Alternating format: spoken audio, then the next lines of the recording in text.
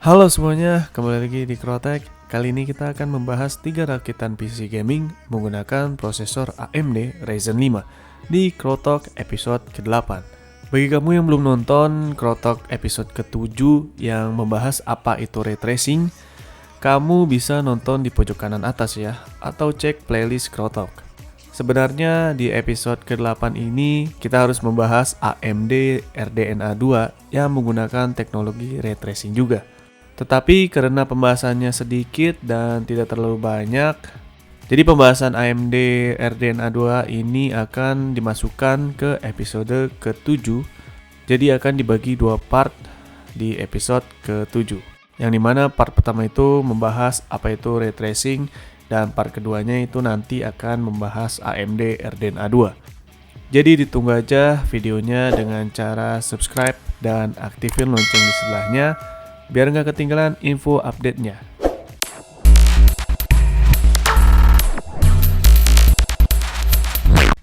Membangun sebuah komputer yang ideal tentu kamu harus melihat berbagai faktor ya.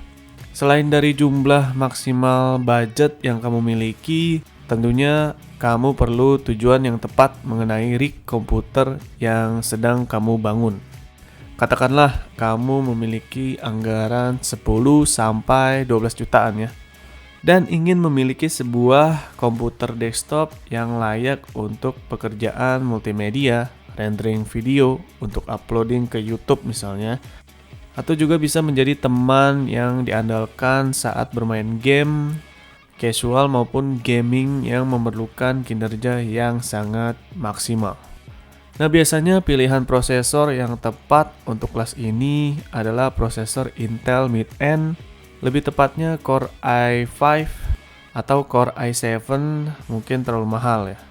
Walaupun AMD juga memiliki prosesor yang layak dibeli, namun masih kurang mampu untuk mengalahkan kinerja Intel. Khususnya untuk gaming dan pekerjaan multimedia yang cukup menuntut. Namun kamu nggak usah khawatir lagi karena AMD itu sudah memiliki Ryzen. AMD Ryzen yang pertama dirilis merupakan barisan prosesor high-end yaitu Ryzen 7. Prosesor ini ternyata merupakan salah satu bukti bagaimana ia memiliki kapabilitas dan kemampuan untuk bersaing sengit dengan barisan prosesor dari Intel high-end, termasuk dengan prosesor Broadwell yang sangat mahal. Di mid-end ada Ryzen 5, di mana prosesor ini akan bersaing langsung dengan prosesor Intel yakni Core i5. Sejak dirilisnya prosesor ini, tampaknya Ryzen 5 memiliki kinerja yang menjanjikan, baik untuk pekerjaan multimedia maupun untuk gaming. Jika kamu sedang atau ingin membangun PC gaming ya, terbaru yang dikhususkan bukan hanya untuk gaming, tapi juga memiliki kemampuan untuk mengatasi berbagai pekerjaan multimedia yang cukup berat, maka AMD Ryzen 5 bisa menjadi solusi ideal dan kamu tidak perlu pusing untuk memilih hardware yang tepat untuk komponen ini. Karena di episode ke-8 ini ada beberapa pilihan yang ideal untuk bisa bekerja sama dengan prosesor Ryzen 5, khususnya bagi kamu yang memiliki anggaran cukup terbatas dari budget 10 sampai 12 jutaan. Berikut rakitan PC yang pertama menggunakan AMD Ryzen 3 2200G. Prosesor menggunakan AMD Ryzen 3 2200G. Prosesor ini terbaik ya untuk keuangan kamu. Di sisi lain, prosesor ini memiliki GPU integrated handal yaitu Radeon Vega 8 yang mampu memberikan performa nyaman untuk game e-sport pada level 1080p. Prosesor ini memiliki kemampuan kinerja yang menjanjikan, apalagi ya sudah dilengkapi 4 inti prosesor dengan jumlah thread 4 atau 4 thread. Dan memiliki kecepatan dasar 3,5 GHz dan maksimal atau overclock di turbo maksimal hingga 3,7 GHz. Lalu motherboard menggunakan ASRock AB350 Pro 4. Untuk urusan motherboard, pilihan yang ideal adalah ASRock AB350 Pro 4. Mobo ini sudah cukup untuk melayani Ryzen 3 2200G. Dengan kinerja yang dapat diandalkan, apalagi dukungan berbagai teknologi terkini, khususnya untuk konektivitas sudah sangat layak.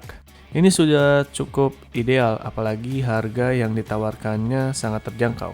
Selain itu, dukungan memori yang bisa dihadirkan pada Mobo ini bisa mendukung DDR3200 OC ya, overclock. Sehingga kamu tidak perlu khawatir mengenai masa depan PC kamu.